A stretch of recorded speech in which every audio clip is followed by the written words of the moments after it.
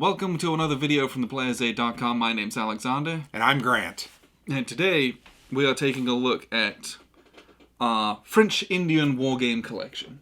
Yes. So this is not a review of any particular games, I suppose. Well, it is particular games. It's the games that we've played. Yeah. But it's not an overall review or ranking, No, like you said. We're just going to have a discussion about the games that we have played that cover the French Indian War. What typically maybe is made up of that. You know, what are some of the themes? And as such, I hope you can glean kind of at least what's out there and what might be a good fit for you. Or if you want to explore more about this topic, what there is. So we've played a number of games on this topic. I think we counted seven. Which is quite a few. It's a lot. I think there's only 3 or 4 games out there that I'm aware of that we have not played. Yes. Empires in America that we talked about. It's a States of Siege. There's one from Decision Games that was in a S&T Press. And I'm sure there is a number of magazine folio games out there on this topic. Bill Molyneux has designed at least a couple. Yeah. Anyway. So not every game on it, but a good smattering, I think. Yeah, but I think for a lot of people, probably haven't played any on this topic. Yeah, I would agree. And first, there's not a lot of them, and I'm not sure it's a war that draws a lot of attention. Yeah, there's a couple out there that are quite famous. Wilderness War being one of the ones that's at least within the wargaming industry, quite famous. It's been around for a while. Designed by Volko Ruhnke. That checks a lot of boxes for a lot of people already. I would say this is probably the most famous of all the French and Indian War games out there. Probably would be inclined to agree. So I think if people have heard of any, it's that one. I think Bayonets and Tomahawks just came out from GMT as well. Mm-hmm. That one has a lot of buzz around it, so I think a lot of people are who are new at discovering that. Yeah. Like, oh, okay, there's some stuff out here that I'm going to be interested in. And it's very good. Yes, it is. If you've watched our 2 review videos, it is very good. Yeah. So I think that's a big kind of thing is I think people don't know maybe as much about this conflict. Yeah. Or haven't played any games on it. So I'm hoping that this is going to be a good primer for people to dive into what is a very interesting piece of history. Yeah. And of which there are some very interesting games made about it. Yeah. So, French and Indian War was a conflict between the British and the French, and obviously some of the Indian tribes that were kind of pulled back and forth between those sides, trying to be influenced, fighting over a region of North America in the mid-1700s. Really fighting over control of all of North America, I think, is what I would say. Sure. I think they were looking at the trapping resources, the lumber, colonization. It was for control. It was so they could claim this for New France, right? To call it New France or to call it New England, right? And start an off. But most of it's done in the north. The northeast. Sorry. I think you're right. Up to Canada. That's what most of the games cover, anyway. Yes. Yeah. But so, and I think the other aspect of this is most people's only kind of connection with French Indian War is the excellent film Last of the Mohicans. I definitely didn't forget the name. And you said a film. It's actually a book, right? It is. It's by is it James Defoe? James Fenimore Cooper. Fenimore Cooper. Yes. Yeah. So that was. I've read that. I have never read it, but it's a very famous book. Yes, and I read it because I watched the film. Incredible film. Yeah. Incredible soundtrack. I think that's what most people know. Very cinematically beautiful. Unbelievable. And well done. Unbelievable photography. It's amazing. The native tribes were amazing. The fighting was amazing. Just very cool. Yes. And as such, that was one of my favorite films growing up. So being able to kind of play some of that, I'm like, oh, I've heard of Fort William Henry. Yeah. Oh, I've heard of this tribe and these people. I know some of this stuff. So being able to play some of that out was really cool. It's very interesting. But the book is, the book's interesting. It's very long. I hope I didn't get the author's name right. No, you are correct. I'm pretty sure. Yes. Someone will correct us. I'm sure. It is. We are often No, you're corrected. Yeah, it's the book had a reputation. I was reading about it before I read it, and it's like it's not particularly well written. Oh, okay. And it's also quite hard to read because, much like how Tolkien does, he just uses names interchangeably. So you'll have an English, French, and a native name for the same place, and he'll just use them, and you just have to know that. He does not explain that. Okay. And so you're just like, pretty sure that's what they're talking about. Yeah. But like, it's some of the parts of it incredible. Got it. But anyway, maybe I'll have to try to read that. Yeah, it was great. I remember reading that. It's good. So games. Let's start with the oldest one that we have. Okay. Which I think is also the first one that we played on this topic. Yes. Is Wilderness War. Yeah, Wilderness War. Wilderness War from GMT Games, you mentioned it. It's designed by Volko Ruhnke. We played this really in our infancy of wargaming and general GMT games. I want to say this was the second or third GMT game that we played. Yeah, this was one of the first really big war games that we played. Yeah. Everything up until then had been, Ameritrash, Euros, Dudes and Map style games. Yeah. When we started getting into GMT, that was our introduction to this. Was Twilight Struggle, Labyrinth, Empire of the Sun, Fire in the Lake, Wilderness War. Yeah. Those were kind of a big blob of them that we played. And this was... this has quite a famous story with us in that we played it over the course of 3 days. Yep. 3 sessions, each of which are about 3 hours each. Mm-hmm. And this ended in a 0-0 tie. It's on a pendulum and it ended at 0 right at the end. And we ultimately scored victory points throughout the game, but once again, it's on a pendulum. Yep. So I might have had 3 or 4, and then you scored 4 or 5. Yep. And then I scored 2 or 3, and then ultimately at the very end... I think it was right at the end. Yeah. I had to claw 1 point back and did it. Yes. And got it to a 0, and it was like, we spent 9 hours. Yeah. And it's 0. And I remember thinking, because we were new... Yeah. And I'm like, what just happened? Yeah. Because I remember as we played, we would take pictures of the game. We would then break it down, put it in the box, and then set it back up from those pictures. And I just remember thinking, I'd go home and look at those pictures.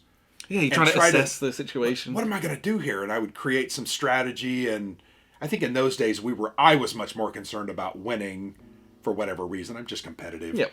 Now I'd like to win, but if I don't win, oh well, who cares? We just move on. But I remember thinking, how can I play a game for almost 10 hours and it end in a 0-0 tie, and I felt good about it? Yes. Like, I don't remember sitting there going, well, I never want to play that again. Contraire, I wanted to play it again. Yes. Because I thought, how did that happen? And it was really phenomenal to see that experience unfold over 3 different sessions. And it was, so that was our first ever play. And I remember sitting at the end of this thinking to myself, we are 2 complete wargame newbies. Mm-hmm. And this hurt my brain learning this. Yeah. And we played it for so long and it ended at 0. And I'm like, is this the most balanced game I've ever played? Yeah, right. For 2 newbies to come at it and to be able to eke that out and no one's able to get an edge. I thought that was, I'm like, really interesting. Incredibly well designed. Is it? And I think that it is. I think it is, yeah. So this is it's a card-driven game, right? Yes. So this was one of our first CDGs we played. We played Twilight Struggle, I think we played Labyrinth and Churchill. But this was one of the first ones where I think the events don't trigger for your opponents. No, they do not. So you're still moving guys out on the board, doing raids, all those things that you would expect from a French Indian war game, but it had the CDG element, so you're still trying to manage what you've got, and I think you could use those to activate leaders, I believe.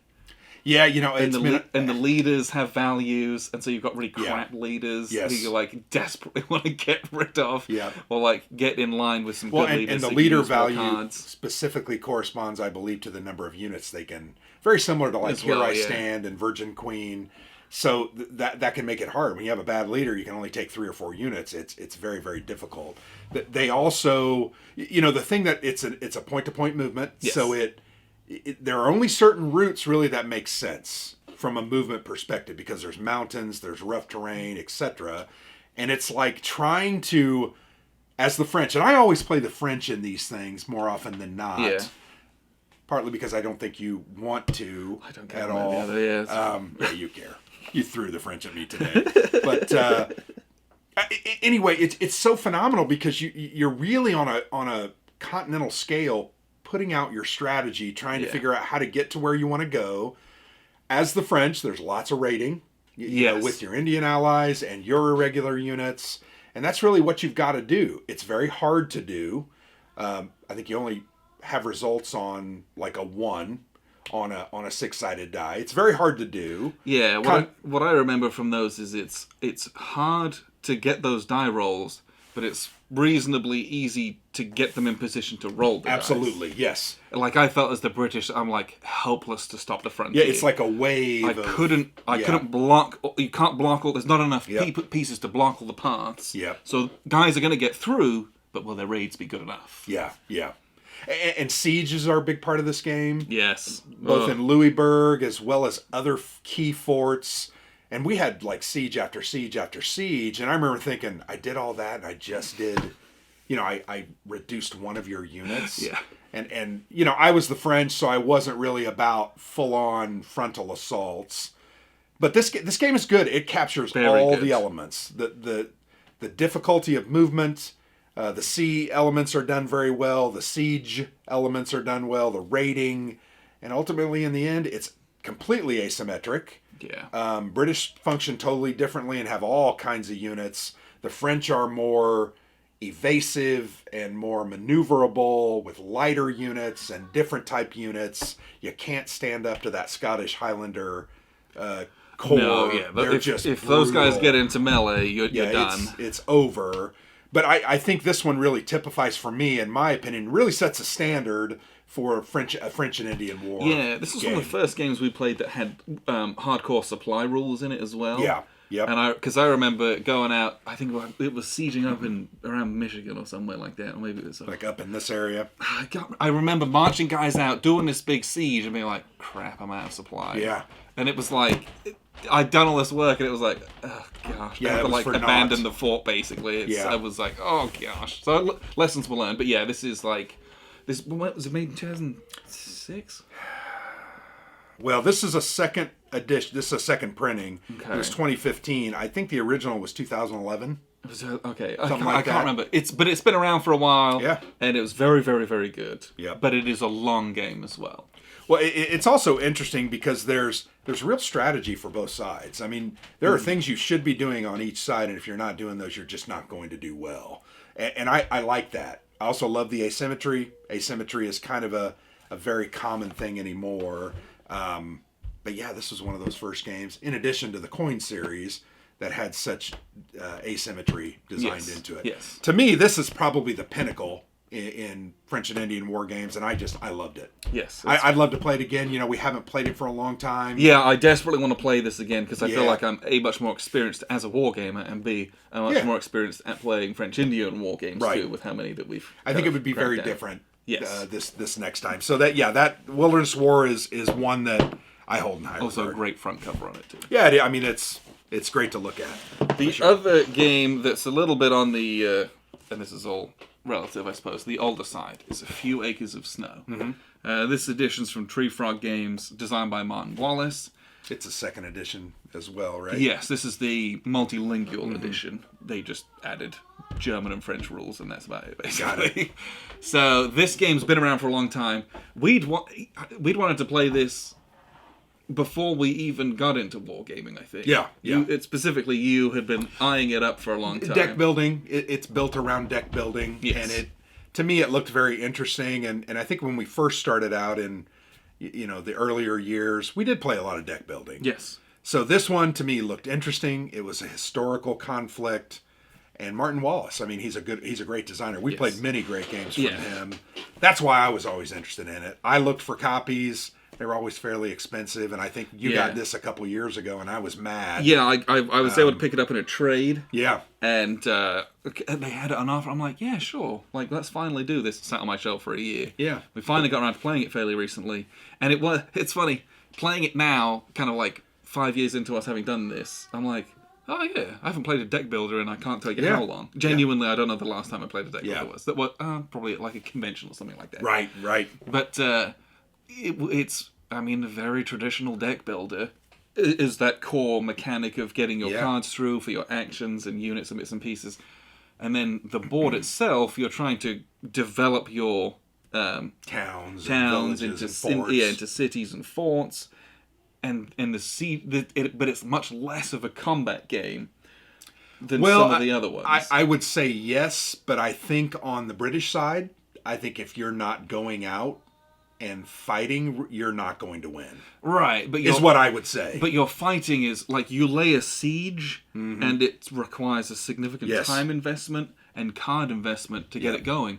And so really, but the cards are doing that. This is a card-based game. Yeah. Rather than you don't have like military units. You're like, I'm moving my stack of units and rolling some dice with combat. You don't do that. Yeah.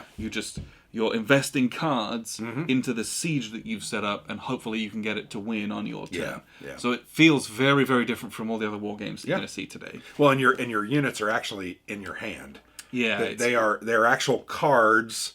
You know, you'll have like siege cannons, you'll have regulars, you'll have irregular units, you'll have commanders, and you've got to, over a series of turns, continue to play these cards down that equal or exceed the value of the fort and whatever defenders you have placed in there. So it requires a lot of planning. And that's one of the things I really think is very thematic about this game. The deck building is very thematic of issuing orders, assembling that campaign to go and get those orders done, because you've got to build your hand up. You've got to take from your supply. You've got to put those cards in so you can move to those areas and develop those areas, and then ultimately siege those areas. And to me, that's very well done. Very thematic. The French and the British, very different. They are absolutely and totally asymmetric, and I love it. I love how the French, very good with the natives. The British, not so much. Yeah, less good. But it's very well done. Yeah, what's enjoyable about this one is like raid central, I feel. I felt like I was the French player and this one was doing a ton of raids with my Indians and my irregulars. Like, because that's one of the things you can affect the board state by just playing a card to destroy something I just built. Yes. Yep. But it's like if you've got the fort card in your hand, or it's very much some of those mechanics that were translated into Dominion. It's very cool. It was so interesting playing this in 2021 because this is like 2010 mechanics, right? And it's old school. Like I'm like, oh my gosh, I haven't done this stuff for so long. We used to play Dominion so all the familiar. time. It was cool. I enjoyed this immensely. Yeah, is for what it is, right? Yeah, it doesn't take too long, and it's not massively complicated. I think 90 minutes is kind of what it was, and our game kind of came down to the wire. You ended up winning as the French because I don't believe I was aggressive enough. But a very good game. Yeah, and like you said, the aggression takes huge commitment and investment, and that's why you get some of that theme because it's French. It was 1750. Yeah, you didn't have highways, satellites, and planning and all this stuff. It was like, okay. I'm going to move here, and we're going to try to get this done. I'm going to recruit some troops. Great, I've recruited some troops. Oh, I don't need them anymore. You've still got those troops coming. Yeah. Like, you don't have a choice about it. Now you've got to deal with them and feed them. Yeah. So you've got to figure out, I've got to get my governor so I can get rid of the troops. All this cool stuff. It works thematically. So A Few Acres of Snow by Martin Wallace, I think it's worth a go if you... Well, I actually really thought it was a great French and Indian War game. Yeah. I mean, it really is. Although it's a deck builder, it really is cool. I enjoyed it a lot. I'd play this today just like that. I really would. Yeah. It was less combat focused than I was expecting. I thought it would have more, but I was happily surprised to be able to revisit some of, I don't know, my old friends in deck building, basically. I think it was very, very good in that respect. Yep, a very good game. So we covered a couple of older games. Let's kind of stay on that theme and kind of look at games that have been released for a while. Let's go ahead and do 1754 Conquest. Yes. A game in the Birth of America series from Academy Games. Yes. Excellent, excellent game. Yes. We've played... you've played all the games in this series. You've played 1812 and now this. Yeah. I've played the 1775 as well. Yeah, I've not played We still need to get a copy of that and play it together. Yes. But this is just such an excellent French and Indian War game. I think it really deals well with the the differences in the different type of units. The natives can retreat before battle. Very important. Yes. It's one of those things that it becomes a strategy for the French player to really kind of mess with the British, cause them to commit, and then just run away, evaporate into the woods. Also, I just really like the way the tribes work. It's just so cool, the mechanics that they've put together. And it's been a while since we played this, but I just think it works so well. Yeah, I enjoyed that you get to... whoever's in the space gets to control them. Yeah. Yeah, exactly. And it's like they're there for everybody, but you gotta go out and get them. They're almost, in game terms, they're like a neutral kind of force. If I'm in there at the beginning of the battle, they fight with me. Yeah. Yeah. If you're in there at the beginning of the battle, they fight with you. Yep. And I or you can move them with you. Can, like, if you're in that space, you can pick them up and move them with you. Mm-hmm. And I don't know, I really enjoyed that, because that wasn't present in 1812. Right. And I think I played that one first, then we played this one. Mm-hmm. And I thought that edition was really good. Yeah. Because these have the same core system in this whole series. They all use the same kind of deck. But the Indians in this were very different. Such a different dynamic to the game, and made it more dynamic. Yeah. It was much more interesting. I would have to say that I think this is my favorite in the Birth of America series. I would. I haven't played the Rebellion one, right. but I would have agreed. So I enjoy it more than the other one. The Revolutionary War one is good, but it's the first one in the system. They've made changes ever since, and I think those changes have improved. The other thing I really like about this game, and it fits all three of the conflicts, that orders deck is just fantastic. Yeah. So you have a limited number of orders, and you got to do what they say. They'll say, like, move 2 units, 3 spaces, and... that's your turn, right? Right, and you'll play through your deck, and the game's over. Yeah, and it's not a lot. You don't get to see that again. So you really have to maximize those moves. You've got some canoe moves and river moves, and man, you got to use those wisely, and you got to be ready to go. And because this game's right on top of you from the get go. Yeah. And those Indians being in the areas, and you got to get out there and use them, and then be aggressive with them. You can't if you just sit there. They're not doing you any good. Yeah. Because they don't really fight that way. It's just, it's just so interesting. Yes. And it's got the little dice system where you're rolling hits, blanks, and runaways. Yep. All of that stuff that's in the core is fun. And sometimes retreating is okay, right? Because sometimes you want to do it. Get away from dying when you're fighting a bunch of regulars, then come back on the board. Yeah. I don't know. It's just a well-done game. Very basic. I don't think this game is... so over the top deep in strategy or rules. I think it's kind of an introductory game. Anybody can really it's designed for anybody to play and to be played in a classroom. I think this can play. How many can it play? Well, it says 2 to 4, but I don't remember the rules for 4 players. So really don't. You basically you split up the factions, like the sub-factions. Like the militia and the regulars. Yeah. Okay, so somebody controls the militia, someone controls the regulars. Whilst for hardcore war gamers, you might be like, oh, that's just half as much to do. Yeah. But in an educational setting, when you've got a bunch of teenagers trying to teach some history, they're not going to care about that. Yeah. I don't think they would know, I'm missing out on half the other stuff. Yeah. But yeah, well done game. It really looks good. Yeah. I think the production-wise, it's fantastic. They also have very interesting maps, very similar to the French and Indian War from Worthington, that long, thin map. Yeah, that's what this map is but as well. This is also a little bit unique in that this is like an area move. Yes. It's not point to point. No, it is not. Most French Indian Wars are point to point. That way they can be a bit more strict about who can go where and when, and the types of trails they're moving along. Yeah. This one has that, but it's in the shapes and what's adjacent to what. They puzzle that out. And a shape is kind of changed just a little bit to make an interesting move choice or something. Or it takes 2 moves to get to where you want to go. Yeah, it does all of that, but also, I don't know. I think area move looks and feels a bit nicer at times. Because this has got... it's nice big open board. It feels like it's not very restricted, even though it is. And it's covered in cubes. It feels nice to play around with that. Yeah.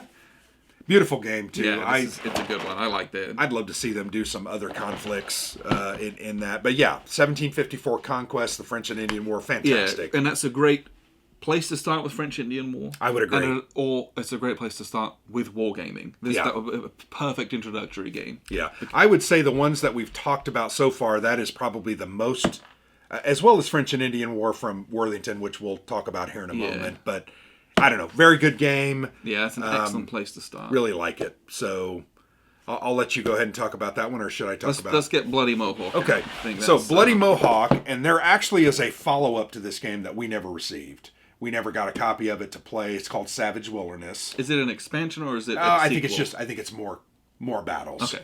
So what this is, it's like 10 battles. They are it's like kind of squad level tactical. Actually, counters represent one unit, and you play it on 8.5 by 11 sheet. That's a map with hexes, and you move it around. So it's a tactical concept game. Very basic.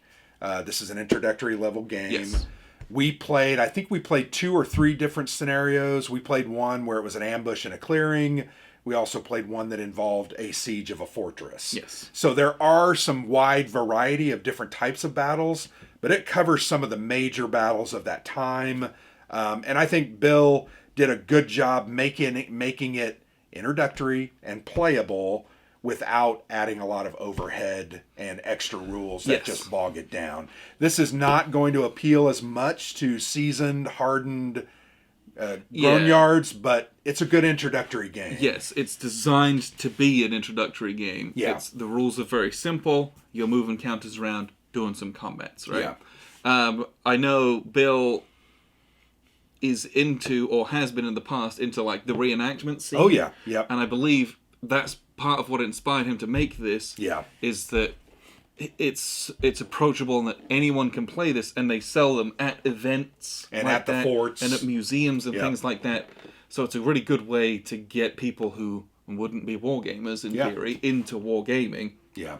But as far as I'm aware, this is the only one that's at this kind of very small in scale. Yeah. Where it's, men, squads, very small formations moving around. I mean, some of the scenarios, it's like one side has 5 or 6 counters, the other has 5 or 6. So they're not huge battles. Yeah. They're not pitched battles, except that one that we played. There's like a couple that are. Yeah. But I do think it captures well the differences between the irregular units. The natives can do some things like retreat before combat. Yeah. Or they got their little strikes and stuff. Yeah, I mean, to me, that's good because it actually reflects the fighting of that time. Then you got your grenadiers and your regulars that just kind of line up and they shoot their guns and they're supported by cannons, and that works sometimes, but sometimes it doesn't. So yeah, nice little hex encounter introductory war game. Yeah. But yeah, very much on the introductory side of things. I would agree. Once again, you're going to play this, I think, to get more into the war games, and then you're going to take off from there. But Bloody Mohawk from Lock and Load Publishing. Yes. So I think we've got here French and Indian War from Worthington. We've just played this. Yeah. It's actually on the table right here. I don't know if you can see that. This came out last year. Is that true? I think so. I think it was the end of 2020, last year. it says. Yeah. 2020. We'll call it 2020. Yeah. So, yeah, this has been sat on your shelf for a little bit since we got it. At least 6 or 8 months. And I've been desperate to play it. And so we finally got around to playing it. This game, it's funny, this came very highly recommended by a lot of people on Twitter. Yeah, yeah. I'm genuinely constantly surprised by the amount of people who bring this up. Yeah. Just in like random threads and things, people are like, oh, I love this. It's not one guy who's standing the game. It's multiple people are like, oh, this is this is really good. Oh, it's one of my favorite games. Yeah. Like, oh, it's like hidden gem. And so I was pretty hyped going into it. Yeah. And this is a sub 60-minute French Indian war game. It says victory within an hour on the box. So and Worthington actually tests their games to the point at which those times are very accurate. Yep. They know what they're talking about. It's the only company I trust to do that. Yeah. Honestly.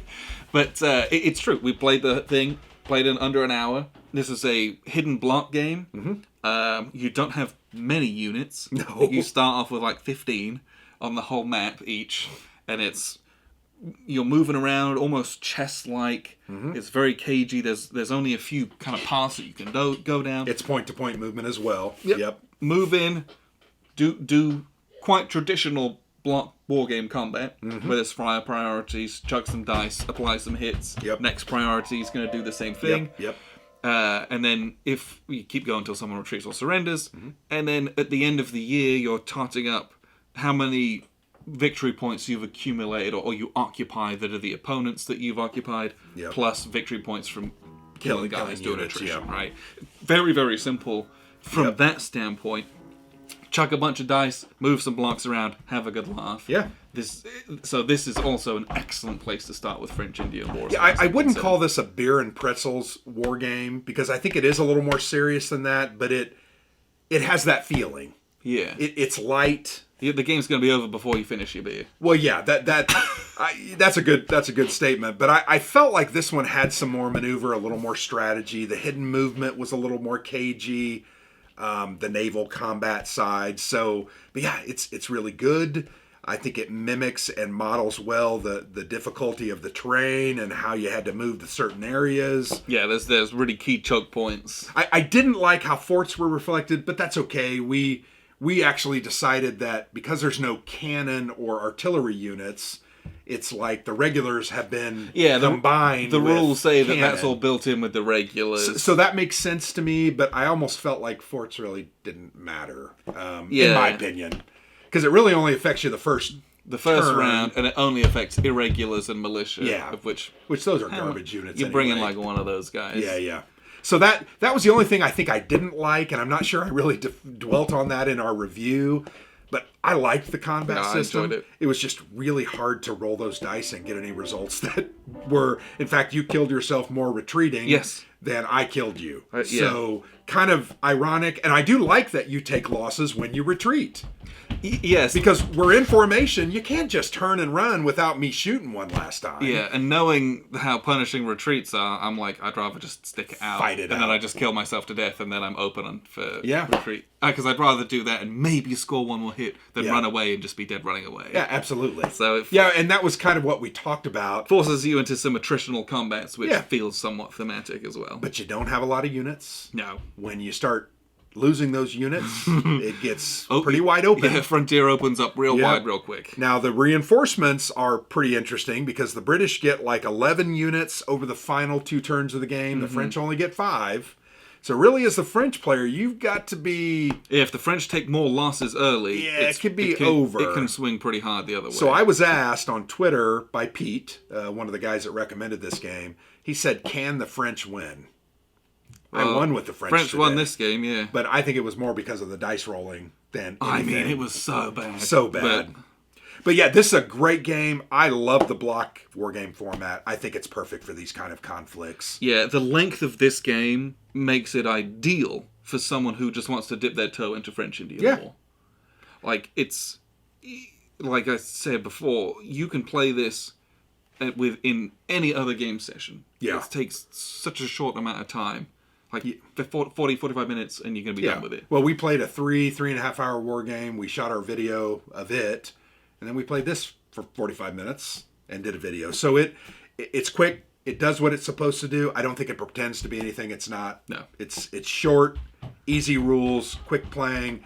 You play it 45 minutes to an hour, then you set it up and play it. Yeah, you get some cool choices in it. It's not a mindless game in any way as well. Pretty good, actually, I think. So... Yeah, French and Indian War from Worthington.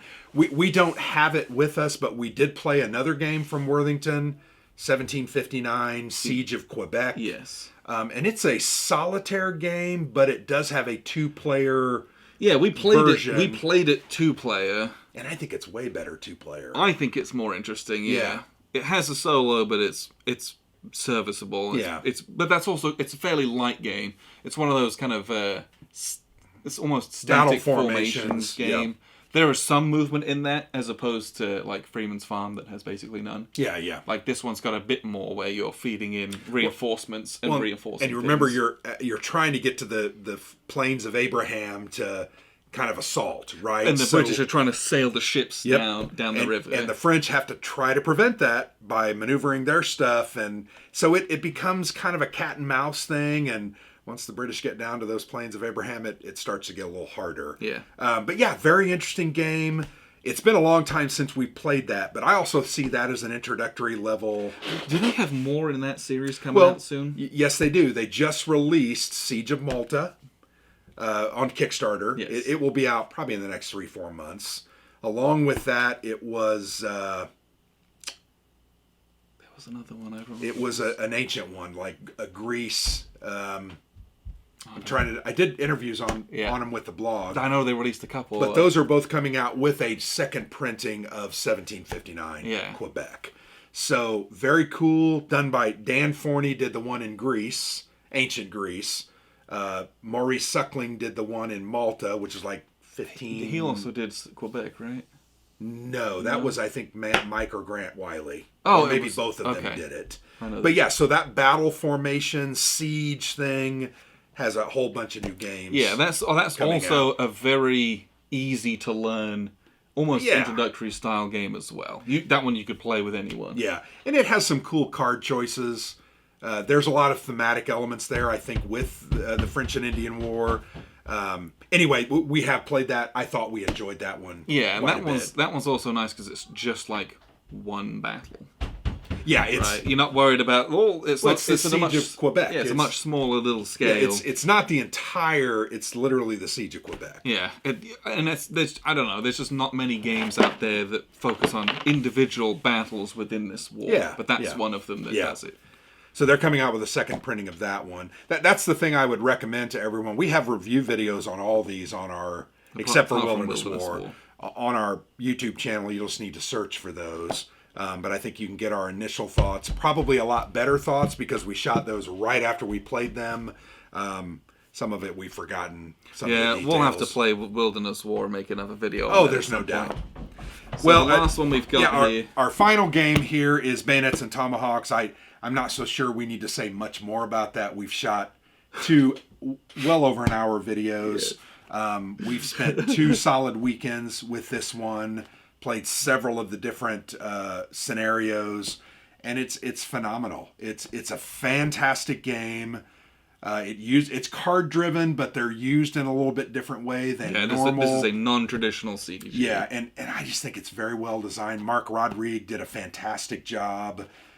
All the units are associated with symbols on the dice, so when you roll those in combat, you're trying to roll those results. The combat system is very complex, I think. You got to kind of follow that flow chart. It's very different from anything I've ever played before, combat-wise. And I think the asymmetry in that one is very evident. And I really like the concept of the road building because there are a couple of key routes that the British should focus on trying to build roads because it allows the ferrying of troops from the frontier and the colonies to the frontier. And man, if you can get that highway open and going, if you can open up another front, it really changes what the French have to do. Yeah. So that one, I think the French have a really good shot of winning that one. This game early. It gets harder and harder as Louisburg falls and some of the other things happen. But in our last play, Louisburg held out for 2 years. Right? It was impressive. Yes. How bad the rolling was. And it was very bloody. Yeah, it was very bloody. We both lost. A lot of people were, Yeah, so very well done. Beautiful game, too. I mean, the board is just fantastic. I think this is probably in my top 3 out of the games we've talked about. It might even push Wilderness War. Wilderness War, I think, is just such a solid game. I don't know how I feel it can push it off, but this is a really good game. Yeah, this is much more on the complex end of the scale of the ones we've talked about. Yeah. It's also on the longer end of the scale. Especially if you're going to play if you can get through 3 years, 5 years. Yeah, 5 years of the campaign. That's probably a 6-hour game. Very significant time investment. I would say it's longer. 2 hours per year. Yeah. So if you're doing the 3 and 4 Yeah, you're talking 6 to 8 hours. Yeah, it can be, and that's for experienced players. I agree. Like, we're new, and we'd spent 3 or 4 hours playing 1 year. Just the 1 year scenario took about 4 hours. And that's because there's a lot to learn, Yep. and there's a lot to reference. Well, and there's also a lot of nuanced strategy that you got to figure out. Yeah, it's a huge map. Yep. You have a pretty decent amount of units out. Yep. And the units are all different, and you got to figure out how to utilize them properly. So there is a lot to learn in here. It's a pretty steep learning curve. They jokingly put a 3 on the complexity scale, which so I think is they got laughable. us good on that one. That must have been an April Fool's thing. It's more like a 6. Yeah. But the other thing I really like about this game is those bastions on, what is it, Louisburg and I think Montreal. Yeah, Quebec might have one as well. Man, that is such a cool addition. I just love those. Yeah, so it's a real simple way of making things historical in their difficulty. And it adds some crunchiness to that normally you just abstract, right? You just give another die to a fort, or this it just was very cool. Very well done.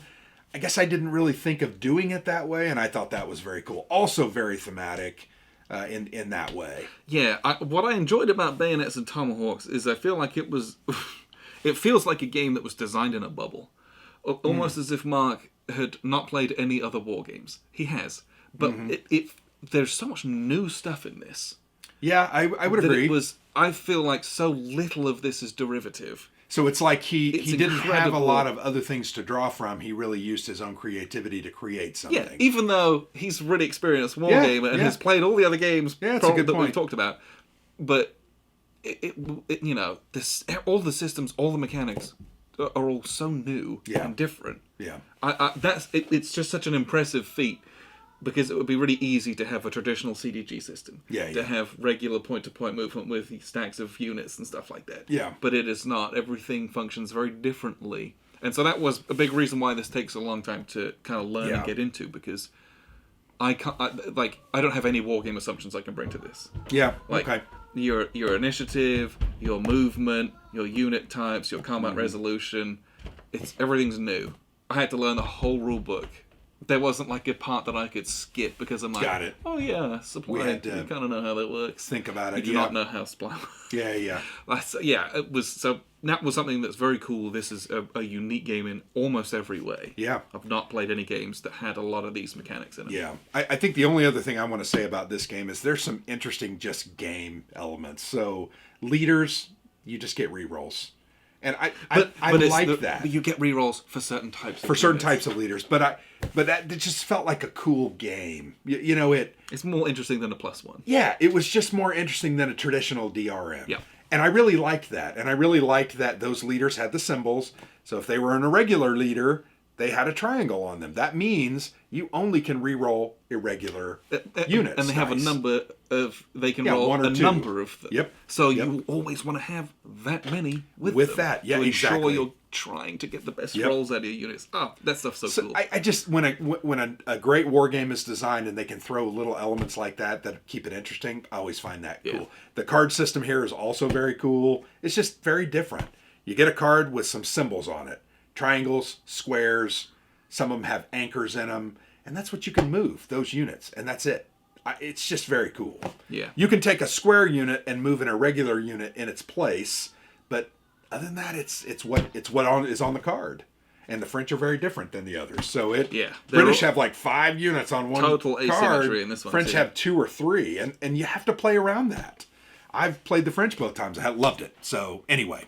Yes, so that's all the games that we played, I believe, on French-Indian War. There are others out there, like we talked about, Empires in America, Hold the Line, the French and Indian War expansion. Okay. We don't have that.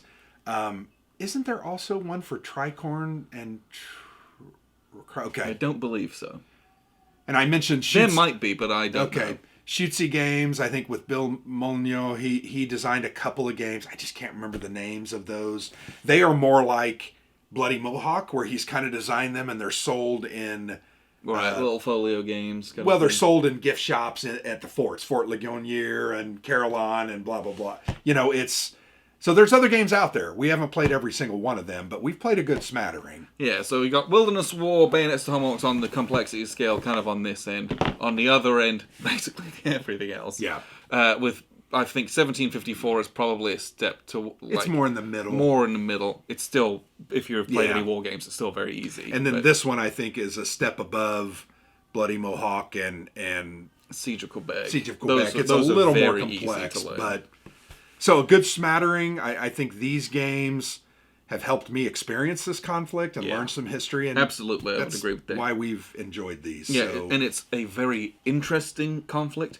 Out of all of these games we've played, I never felt like I was like, oh, I'm playing the same game, even though they're the same conflict. Yeah, they are the mechanics and the things that you're doing are very different within them. You might be. How you take Louisburg is different in each one of these. Yeah. Right? Yeah. You still got to build up some forces and go take it. Yep. And control the Atlantic. Yeah. But, like, how you do that, I'm never like, oh, this is quite samey. Right. Whereas, I don't know, I feel like that in some things. Like, yeah, they just kind of mimic it over and over again. Yeah. The raiding, you know, for example, to illustrate the point you're talking about, raiding in Wilderness War is very, very, very different than raiding in Bayonets and Tomahawks. Which is different, again, from raiding in A Few Acres of Snow. Yeah, it's just, I like how they've tried to reimagine those. Yeah, everyone's got raiding, and they all have maybe similar outcomes, but how you go about doing that is very different. Feels different enough where you're like, it's not just the same thing over and over again. Well, and I think that's when I think of a French and Indian war game, I think of asymmetry. Mm-hmm. French are very different. They're weaker than the British. They can win early if they're smart. Lots of raiding. Point-to-point movement, I think, is a big part of it. I think it's one of the things that almost has to be done because it's a wilderness. You cannot move through certain areas. You just can't. You're looking at restrictive movement paths, really key points. Yep. And that's where the British have to lay down the hammer. But you got to get the hammer in place. Yeah. That's usually the tough part for the Brits. Is getting there. Supplies difficult. I think forts play a key role. I like it when games model siege. Some of these don't model siege. It's more like, oh, you get a die roll modifier or a negative. There's no time commitment to that in this. I like that siege element, like in Wilderness War, Bayonets and Tomahawks, and even in A Few Acres of Snow. Yeah. So those are kind of the elements, you know, and obviously the Indians and who can... Having dynamic Indians in the games is also a hallmark of these games. Yeah.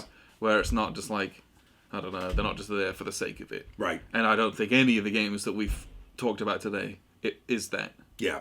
They all have purpose. Yes. In them. So yeah, a good conflict to cover war games on. I'm glad we've played the 7 or so that we've played.